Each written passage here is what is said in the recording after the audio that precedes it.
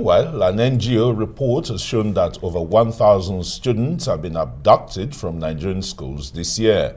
Save the Children International says the increasing cases of attacks in schools between 2020 and 2021 have led to many schools being shut. It's worried that this development is putting Nigeria's education system at extreme risk. Save the Children lists Nigeria amongst countries like DR Congo, Somalia, Afghanistan, South Sudan, Mali, and Libya, with education systems at risk. UNICEF has reported that 10.5 million children are out of school in Nigeria, but with partial closure of schools in Zamfara, Katsina, Niger, Adamawa, and other states, there are concerns that the number of children prevented from accessing education in the country could be on the increase. Okay, a RISE analyst and lecturer at Bayes University, Associate Professor Abiodun Adeniyi joins us now to discuss these issues.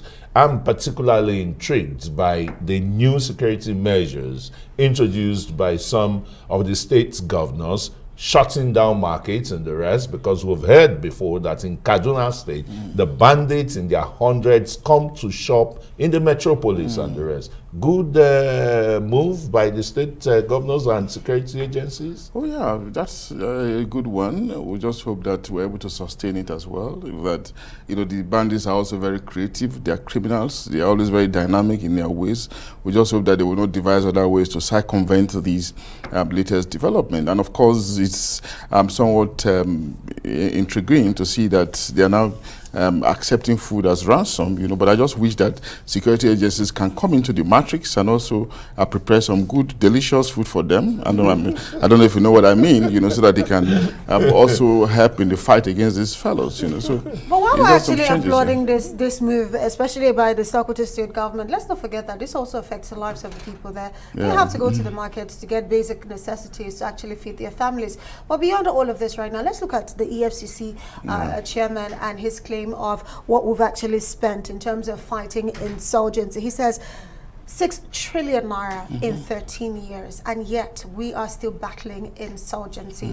What sort of probe should we be looking at carrying out to ensure that, you know, we're not just throwing money down the drain, whereas the insurgents keeps getting stronger? Yeah, I think it speaks largely to the problem we have in the country, again, around our attitude to public expenditure, you know, public finance, you know, and that's why we're saying that in the fight against corruption, we should be much more concerned about prevention rather than detection and sanctioning, because we've been fighting corruption from the immediate post-independent period up to this period, and yet it is even growing, you know, from the 10% theory, it has grown to 40, 50%, sometimes 60%. Sometimes the job is not even executed at all. You know, so prevention should rather be our focus, so that, because this trillion you're mentioning now, if you check properly, you will see that maybe half of it didn't really go into solving the problem. You know, maybe it's somewhat diverted from what we've been hearing in the last 6 to 7 years. So prevention is very important. And how do we prevent? By strengthening mechanisms of government. What has happened to the public procurement reform?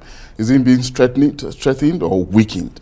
You know, what has happened to what we've been talking about, reconscientizing the people, you know, so that reconscientizing the people, growing the institutions, so that individuals will not assume institutions on their own, you know, trying to provide themselves what the state cannot provide, you know, by stealing as much money as possible. Sometimes this money, they don't even need it, you know, but it's still as much as possible. At the end of the day, the money gets soaked in a lifestyle, false lifestyle that will have developed in the process, and by the time this money gets eaten up, you know, sometimes it can even lead to early demise, you know. We see it all around. So, you know, I think it should go beyond detection and sanction. And massively as well, we have a new EFCC chairman, relatively, who is more expressive, you know, who is been very forthcoming in terms of ideation and intellection. So it's giving us a better understanding, but that understanding should be tilted largely towards prevention, you know, strengthening government mechanism to preventing these pillaging of public resources. Another very worrying situation is the out-of-school children in Nigeria. It's the rot that the kidnappers and terrorists have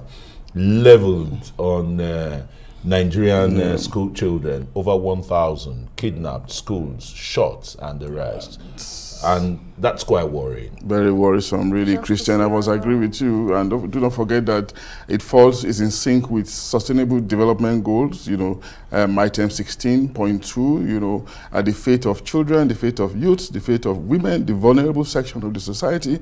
And of course, these terrorists, how they work, bandits, how they work. They attack this vulnerable section, just to drain us further emotionally and stress us the more, distracting us as the case could be. So attention should rather, maybe extra effort should be paid towards dealing with this criminality so that we can protect our children. Of course, we know children, those below 17, we know the role they play in the future, in the molding of the future. And we do not want what criminologists call the circle of violence, If their memories are bad, if in the process of rekindling memories, it's one of pain, sorrow, of course, it can lead to, a gloomy future where criminal acts will simply be recycled. And that's not the kind of cycle of violence you want in the building of a virile and strong society.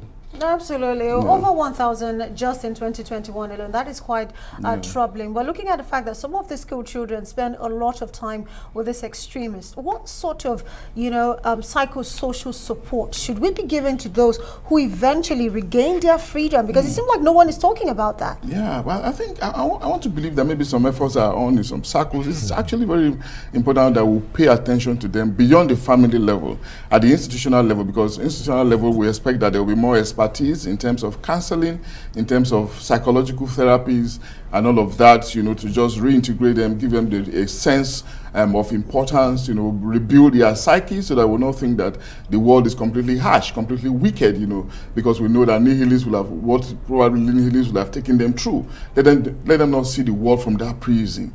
We need that socialization process, for these kids, overall. But beyond the families, beyond the traditional, the religious institutions, I think state institutions have to be active in this process. But I think some efforts are also on. Maybe they wouldn't tell us.